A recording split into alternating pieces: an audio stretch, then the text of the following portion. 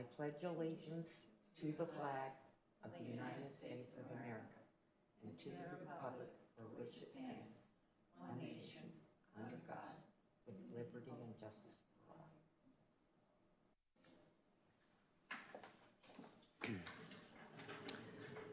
all. Okay, roll call. Finnegan is absent currently. Kirby?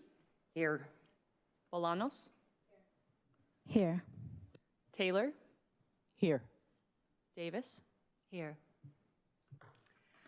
Okay, has the agenda been posted in a minimum of 3 places? The Community Center, Public Safety Building, and City Hall? Yes, it has. Okay. Okay, public comment. Items not on the agenda. Persons who wish to speak to the board regarding an item that is not on the agenda may do so at this time. I think her question is going to have to do with the rent cycle. Okay. Okay, please. Well, and let's, here, let me help you move the podium. Is that way?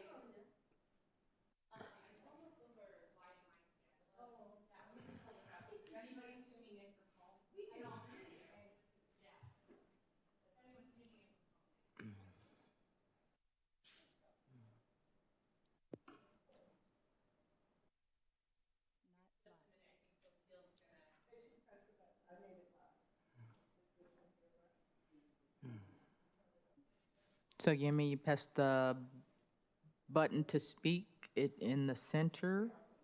This one? There's no button. Oh, wow. I'm sorry. Oh, I'm sorry.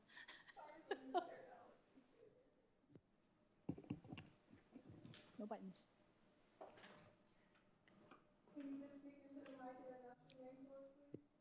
Hello, Can you tell us your name, please? my name is Yamiz Mitsunaga. I have actually been here before, a few years ago, about the redwood trees. Tonight, in addition to the Rent Appeals Board, I'm just going to listen to how you're coming to the point of what you're deciding. I had one other, this is the only place I know to talk to someone about. I walk a lot, I ride my bike a lot on the trails, and you know where the creeks are? And I live in the mobile home that is the plus 55. At Valley Village? Yes. Okay. Yes. And there are a lot of people who walk there. That's the only form of exercise they get, and they're slow. And it is really difficult to cross between from where Country Club is, and then you go over to the other side, you know, and people don't stop. I wondered if we could just look into getting those the same crosswalk lights that you have in front of the high school that you could put over by. I travel that road, so I understand what you're saying. There's nothing between, say, if you're turning right off Rohnert Park Expressway, going down Country Club, there's no real stop until you get to Southwest Boulevard. Yes. And there are students, there are elders, there are a lot of families that walk there, and very often, I mean, you're waving at people to have them stop. Mm-hmm. I don't know if you noticed that. Because I live there, I drive very slowly, and people get annoyed with me. And they're going fast. Yes, they're going very fast, and they always yell at me that they didn't see me. So I'm just saying, if we could think about, or I don't know how you go about getting that started.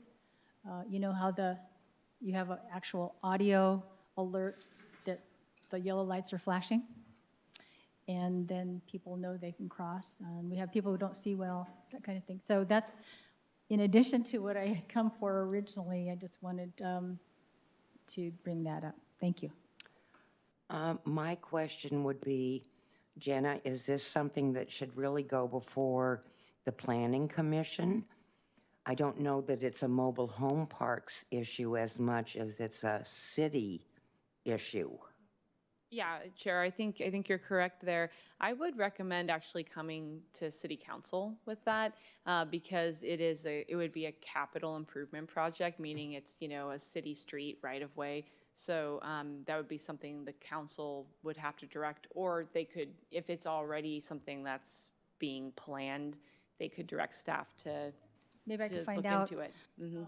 would it help if I got signatures or something for that? You know, if you'd like to, I mean, I would start sending an email just because there might be, you know, sending an email to staff, and you could start with me and I could forward it to the right people. Just because sometimes that stuff is already on a plan, you know, to get done. It's not my area of knowledge, so I can't say yay or nay, but Yeah, no, it's never, yeah, always Jenna good knows to all. utilize an opportunity. I wish, but yeah, always good to use an opportunity to mention that kind of stuff. And, you know, sometimes squeaky wheel gets the grease, so. or just I can get some direction. Right, yeah. Do you know who your council member is over there?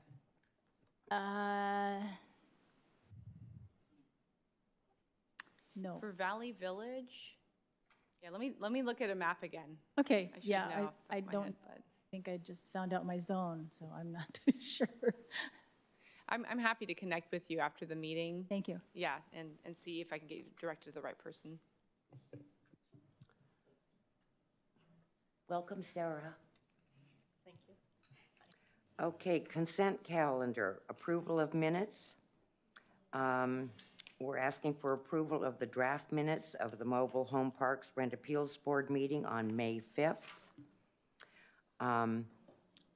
I've read over the minutes and they all seem to be in order. I'll go ahead.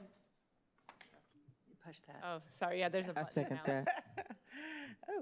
that. I'll go ahead and make a motion to approve the minutes from Thursday, May 5th's meeting. I second that. And sorry, just for the record, Finnegan made the motion and then seconded by Lewis? Okay. I'm sorry, Davis. Or Davis. It's the two last names, yeah. I'll go ahead and take the roll call then. Finnegan? Here. Oh, sorry. The vote on, roll call vote on that. Aye. Kirby? Aye. Bolanos? Aye. Taylor? Aye. Davis? Aye. The motion passes unanimously. Okay, agenda items. And this is always a hard one. Determining the annual general adjustment to the maximum allowable space rent for 2023. This is always hard because everybody's already in a crunch, money crunch. I think one of the main things to remember is that even though the inflation has gone up so dramatically in the last year, that the city of Rohnert Park has capped it at 4%, when in reality it's 8.7%, which would be a huge increase in space rent. So I think for that we can count blessings. Jenna, can you explain a little bit how this is calculated and how you came to 4%? Sure, thanks, Chair Kirby. Is that for last year, or is that we're speaking for this upcoming? So this is the upcoming year, yeah. So let me, give a little overview. I have a presentation for how this all works, and then, we can get into some specific questions or comments afterwards. But every year, the Rent Appeals Board announces the annual general adjustment. I know the subject says determines, but in reality, it is announced, and that's the language that's used in the mobile home ordinance. And that's important because the calculation that's used to determine the annual rent increases each year is hard-coded in this ordinance that was passed by the voters in the late 80s. So I'll talk through that a little bit, but the ordinance is, if you're interested in looking at it, it's 9.70050. I included a little picture of what it looks like on the website. That's the the Muni Code. And this is the mobile home ordinance that established the existence of the annual general adjustment, or, you know, the rent control that applies to mobile home spaces that are on rent control. Now, what's that ordinance again, if you don't mind, Jenna? Yeah, sure. It's 9.70 is the ordinance that is the mobile home ordinance. It's in the board members' binders as well. It printed out in there for reference. So this is established every October so that the mobile home parks have ample time to notice their residents of the increase in rent. The way that this is calculated is based on CPI, which is the Consumer Price Index, which is inflation. We use it every year, August to August, and there is a cap of 4%. I'll pull up the chart here in a minute to show, you know, what it's looked like in the past. But, you know, certainly for the past probably decade and a half, the cap has, we haven't even gotten close to hitting the cap. You know, so what the rent control has ended up being based on inflation over the past 10, 12 plus years, you know, has generally been maybe 1% to 2%. So like I said, this will apply in 2023. It's on the anniversary of each mobile home park, which they all fall between February, March, April. So here's that chart I was just referring to. This is the calculation. So if you look in the very first column, there is the date and year. So I put, 10 years worth of data so you can see what it looks like year over year. The next column is the CPI index. So the CPI index is a direct reflection of inflation in the market. So if you go down to the very bottom, the CPI index for August 2022 was 291.629. And then last year was 268.387, and so on. Who determines that? Where does that number come from? So this comes from the Bureau of Labor Statistics website. Yeah. For what, for this area, or is it encompassed in This is- other areas like this is San Francisco? nationwide. Nationwide. Yeah, so the specific one that's utilized, if you're interested in understanding that, and I did put a link to it in the staff report in case folks want to click on it and look at it themselves, but it's the nationwide data for, let me see, I wrote it in here somewhere. It's on the first page. Workers and clerical data, something like that. There it is. So in the very first paragraph, the data is based on the change in the National Consumer Price Index, urban wage earners, and clerical workers. So this is for all U.S. cities. I will say that my understanding, I'm not an expert in data analysis and CPI, but my understanding is that this particular CPI data point was selected, and I believe it's even hard-coded in the ordinance because it tends to be a little bit more conservative in its ups and downs versus some other CPI indexes. The bottom line is, this reflects, as any CPI index does, the tremendous inflation that we've experienced as a country and globally in the past year. And you can see in the third column over from the left, the net index change. That's how you come up with the percentage difference. 23.242 is the difference between this year in August versus last year. And we had pretty high inflation last year too, but it was a difference of 14.79. So if you move over, you see the percentage change, but let's go to the one that's rounded to the nearest tenth because that's a little bit of a rounder number. The actual change in inflation between August of 2022 and August of 2021 was 8.7%. Last year was 5.8%. And then you can see in previous years, it fluctuated. You had 1.4. The highest you see in there is 2.8 back in 2018. And then there was even a year where it went negative, right? So this is reflective of the economy and the world that we're in today. And I'll pull this up because I thought, that other chart was a little bit big and hard to see. So looking just at last year compared to this year. Last year, you know, the inflation increase exceeded the cap allowed under the ordinance of 4%. And because there's a cap built into the ordinance, you know, it will never exceed 4%, no matter how high inflation goes. So last year it was 5.8. Where it actually landed was 4. But this year it was 8.7%. And where it landed, again, was 4 because of the max that was built in to the mobile home park ordinance.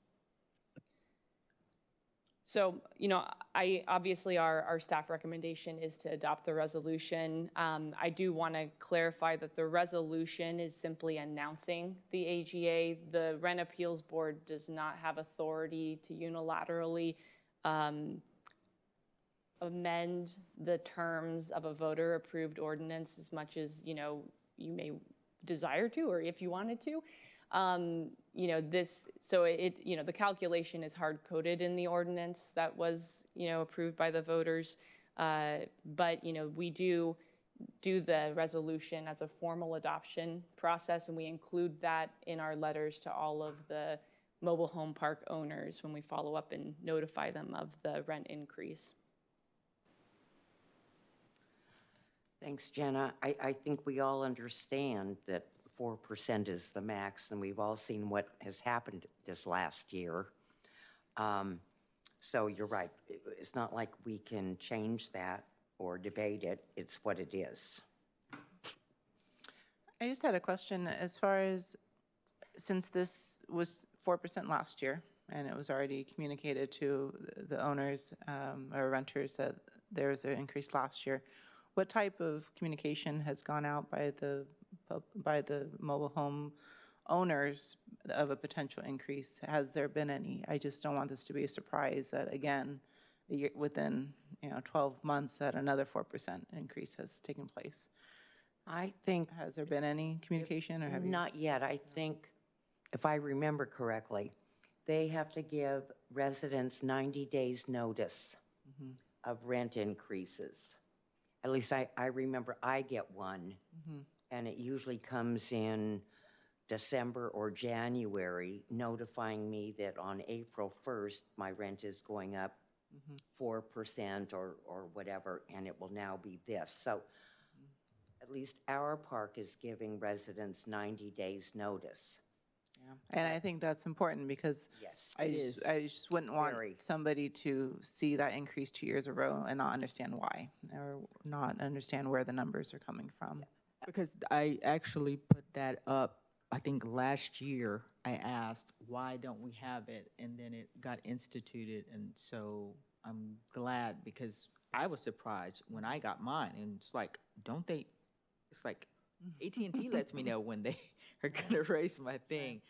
So it's good that the public knows ahead of time. It allows people to adjust their, and plan, So it's just humane. Right. I think the, what is it, MRLs, the state of California, it's the mobile residency law. I believe it states in there, and I can't quote exactly what statute that is, but it does say that park owners, management have to give residents 90 days notice. We've always gotten 90 days notice. Now, whether some parks are not, well, you need to ask them. So that would be coming up November then, right? Yeah. I- okay. 90, well, mine is always effective April 1st. Oh. So I get mine usually like December or January 2nd, or it's within the 90 days. I mean, it's the 90 days notice. I got mine course- late, like, Of course, the park owners and stuff, they don't know that yet because we're just doing this now. Right. So we're giving them notice. I don't know how we go about giving owners and management notice. How do we do that? Yeah, so to address a couple of things, after this meeting, the city staff send a letter this month, so that it gets to them prior to November. And the reason that the board approves this in October is so that they have ample notice to give notice to their tenants. I don't know off the top of my head what the MRL laws are, but 90 days does sound right to me. For, again, I think there might be different laws for people that are in month-to-month versus leases. And this is specific to folks that are on rent control and in month-to-month agreements.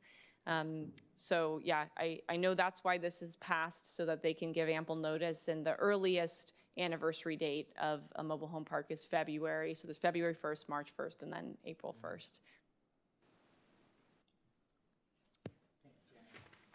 Yeah, Thank you, Jenna.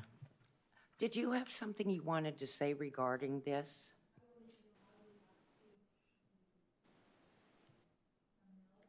The 4%? Okay, great. Okay. Okay, so I guess we're at a place where we need to consider the adoption of a resolution to establish,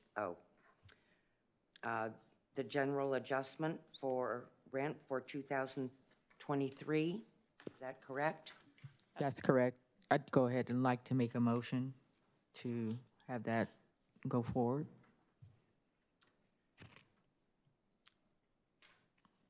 Okay, anybody want to second that? I'll second. Okay, Okay, so Taylor made the motion, Bolanos second. I'll take a roll call vote on that. Finnegan? Aye. Bolanos? Aye. Kirby? aye. Taylor? Davis? Aye. Motion passes unanimously.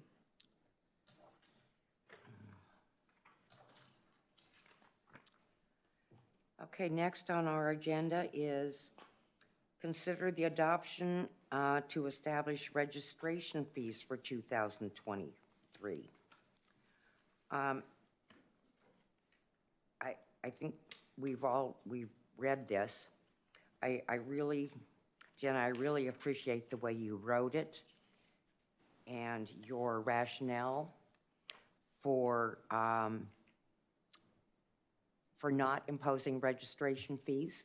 I think it's, Chair, for the good of the order, do you want me to give the presentation? yes, Going please. over it? Okay. Yeah, so just to give a little bit of overview for our audience member and anyone who might be watching at home. So the registration fees are also contemplated in the board budget, unlike the rent increase calculation, which is hard-coded in there, the calculation methodology. The registration is up for board discretion. This is how the board funds its budget and does its business. It only applies to rent-controlled spaces, and it is set based on actual expenses from the previous fiscal year. And that was a policy change that was passed a couple of years ago, as you'll probably remember. So what the timeline is, in October, the board sets the registration fee for the coming year.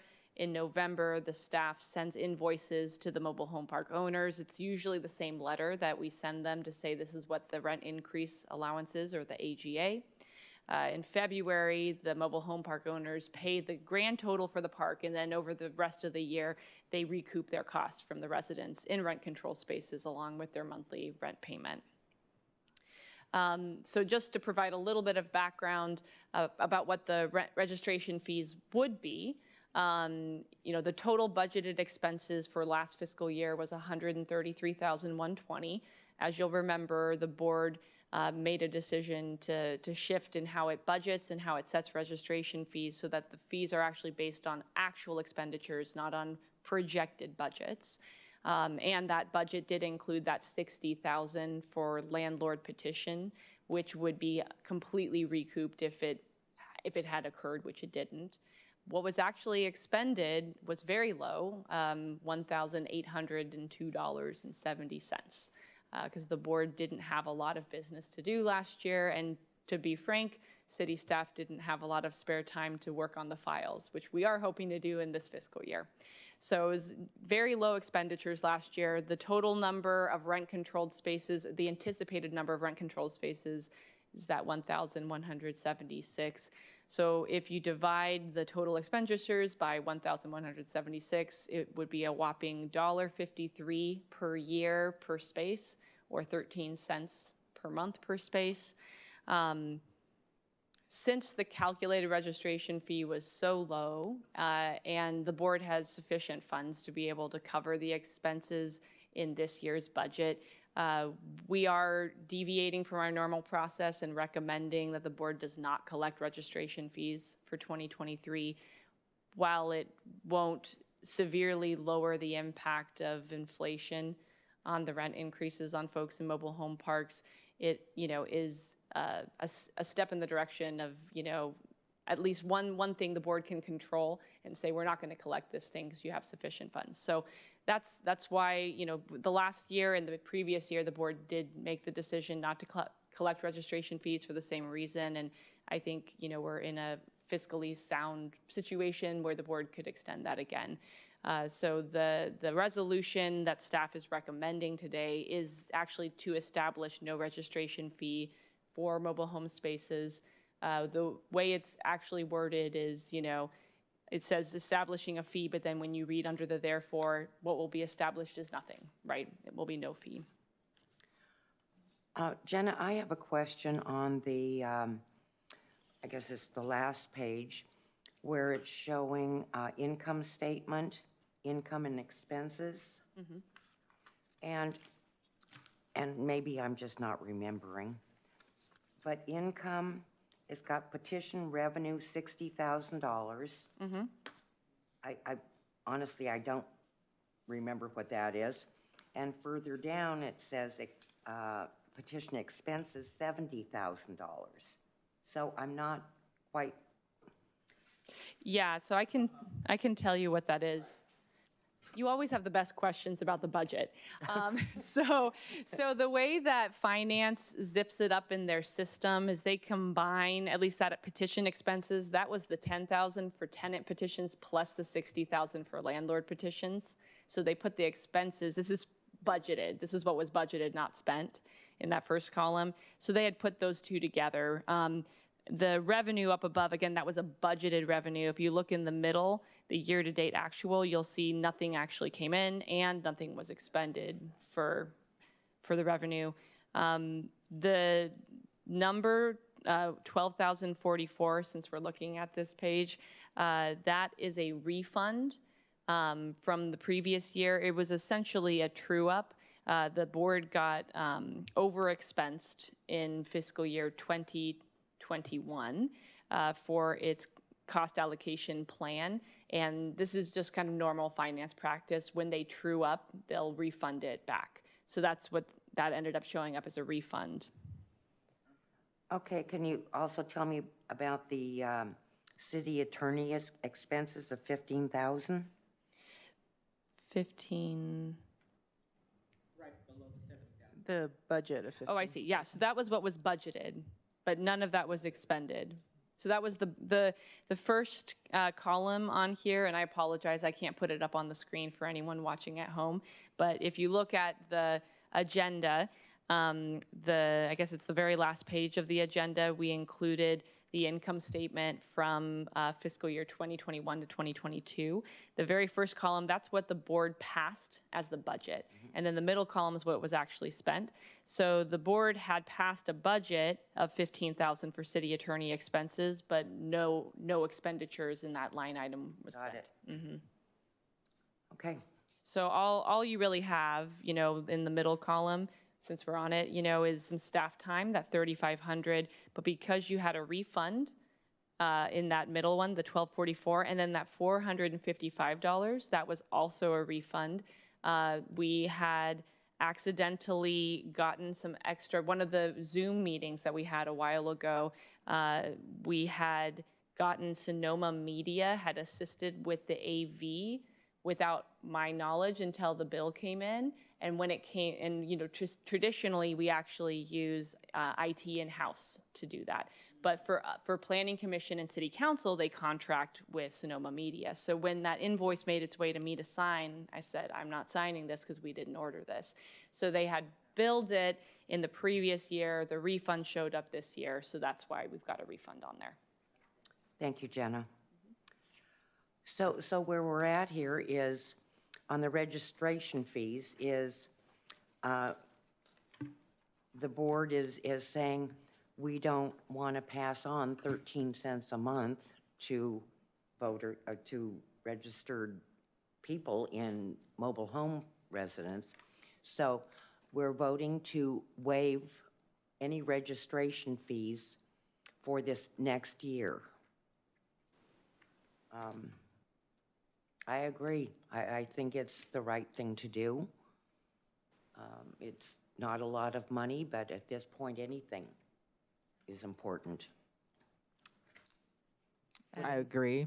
I would also agree, and similar to what I was mentioning before, in whatever communication does go out to the mobile home park residents, it would be good to have that line item show the zero, but also the reasoning why it was zero, so that's clear. I don't remember getting anything last year. Right. I mean, and I probably wasn't looking for it because I knew. I don't recall the park sending anything.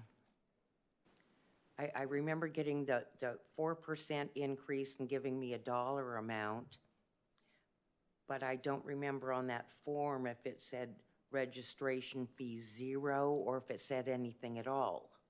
Mine didn't say anything regarding that. I think that would be a great thing for residents.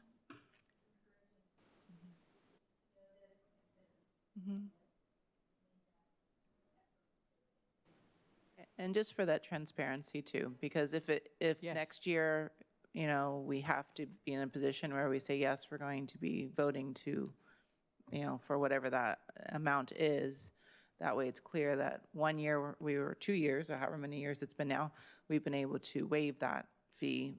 But now, yes, we have to go back to how we usually run things, whereas there is a fee. So just so that way there is that transparency and an understanding of why.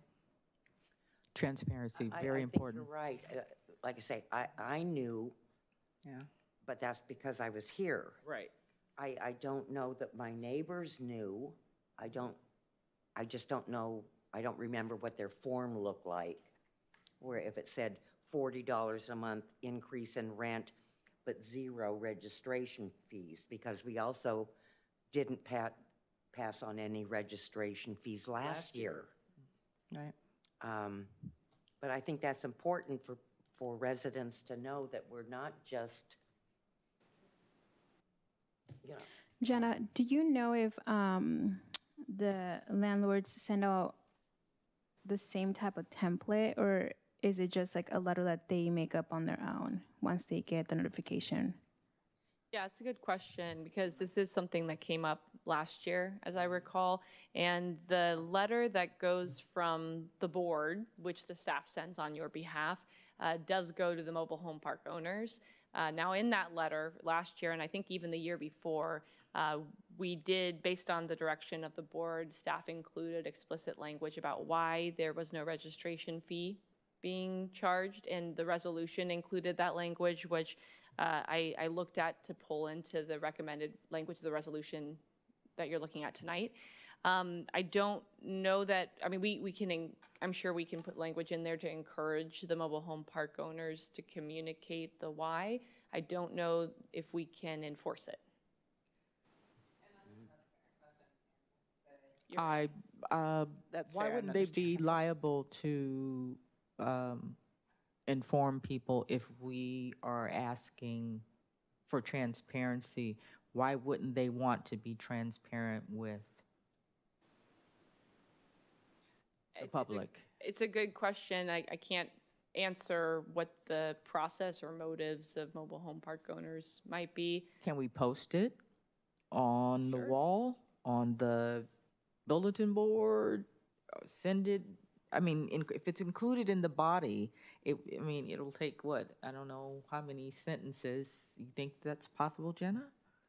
Yeah, so I mean, I'll be honest, I don't know that staff has the bandwidth to do out, you know, like outreach it to every individual place, but we can encourage mobile home park owners in our letters again to communicate it. Right And there. I think, one other opportunity is, for anybody that's here tonight or tuning in from home, who's paying attention to this, which I know more people are because inflation, it's hurting people's everybody. pocketbooks. Yeah.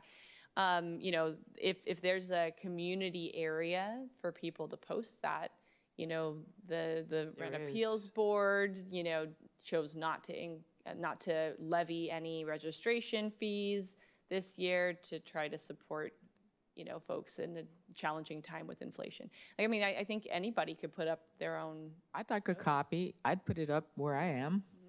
I think this also, Okay. I think this also benefits the owners in a sense because they're not having to do this huge outlay of money and then collect from their residents on a month-by-month basis, $6 a month per resident, or whatever. So it really does benefit the park owners also. Right. So you think it would be to their advantage to tell people how wonderful they are, even though Right. we may have Different opinions. No, okay. varying parts of enthusiasm. I can make one That was suggestion. as tactful as I could be. Tell me how this sounds to the board, because I think I'm getting direction to do something a little different than we've done before. So we've got a form letter that we send, and it tells them, this is what the rent increase is going to be, this is what the registration fees are, because they're supposed to pay it to the city, or to the board, really, every February. And then they have some forms they got to fill out and get back to us.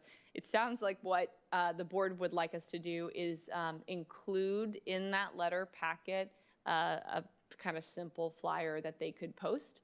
And then I'm happy to share it with the board and with our member of the public today and anybody else who is watching. If you reach out to me, I can share that, because the letter itself is not a very friendly, informational. This is the friendly city. This is the friendly city, yeah. We Yeah, gotta make exactly. it friendlier. So we can make a friendlier, a more pithy kind of flyer that would be really simple, but Simple, just say, basic. the rent increase is X, but the board has decided not to collect registration fees for 2023. To learn more about this decision, go to Meeting Central. I think that would be. That would be great. I'm sorry, say Thank it you again. for doing that.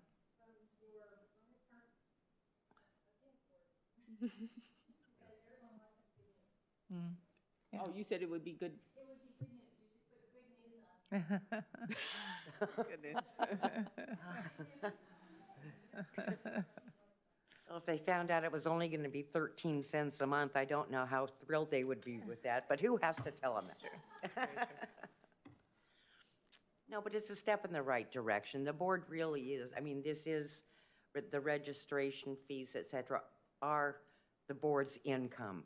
It is. That's our only income. And I've mentioned a couple of times before, people have asked me, how much do you get paid? They don't realize this is a volunteer position. Exactly. They think that all that money is going to our salaries here. No. So we are trying to be frugal. I mean, we live in mobile home parks. I'm glad you're here. It's good.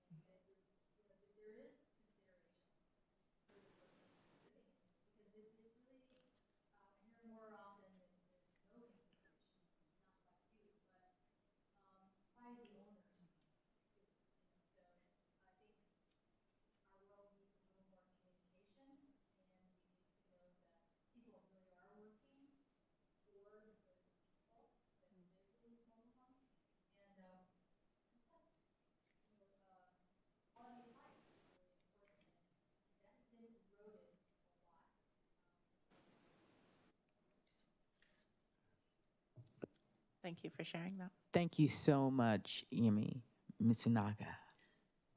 Thank you. So do we now need to vote on this? Is that where we're at, Jenna? We need a motion. Okay. We have a motion before the board to approve no registration fees for the year 2023 for mobile home park residents. Would anyone like to propose that motion? I'd like to propose a motion that we go forward with no registration fees for the residents. I'll go ahead and second that motion. Finnegan. Great, all right, so motion made by Taylor, seconded by Finnegan. Roll call vote. Finnegan? Aye. Kirby? Aye. Bolanos? Aye. Taylor? Aye. Davis? Aye. Passed unanimously. Okay, that's good news. Do we have any items from the board? Anything anybody wants to talk about here? They're turning the lights out on us. I guess we've overstayed our welcome. I just turned off the power. Oh, okay. I was like, it just got darker. Oh, really? I guess it's time to go. Sorry, I just turned off the PowerPoint. You're good. Okay. No items from the board? How about items from the staff? No items from staff. Okay. Do you have anything else you would like to? And we appreciate it. We haven't had anybody here for A while. a while. Yeah, good. A while is good.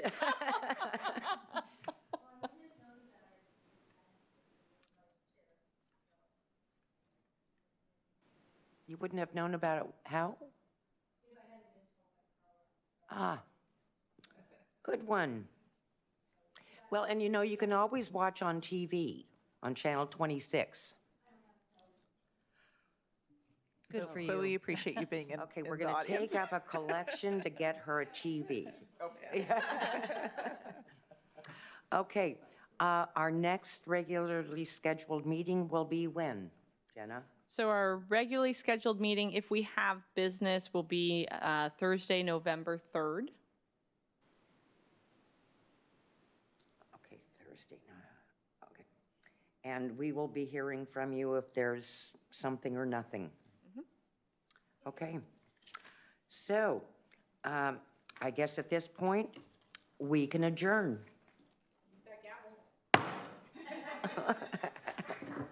Thank you, Chair Kirby. And